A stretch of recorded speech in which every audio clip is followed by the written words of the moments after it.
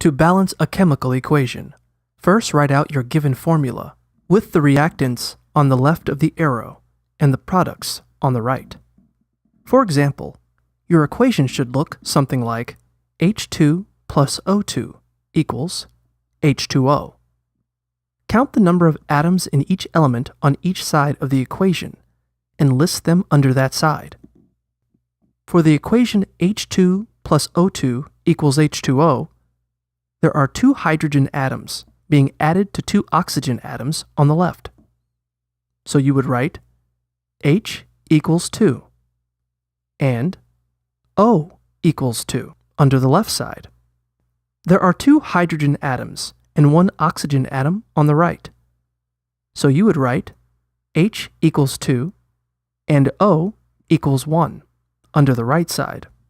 Since the number of atoms in each element isn't identical on both sides, the equation is not balanced. To balance the equation, you'll need to add coefficients to change the number of atoms on one side to match the other. For the equation H2 plus O2 equals H2O, you would add the coefficient 2 before H2O on the right side so that there are 2 oxygen atoms on each side of the equation, like H2 plus O2 equals 2H, 2O.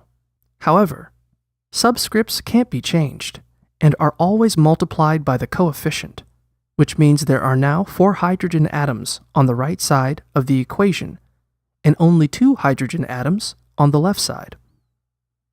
To balance this, add the coefficient 2 before H2 on the left side of the equation so there are 4 hydrogen atoms on each side, like 2H2 plus O2 equals 2H, 2O. Now, the number of atoms in each element is the same on both sides of the equation, so the equation is balanced. Remember that if there's no coefficient in front of an element, it's assumed that the coefficient is 1.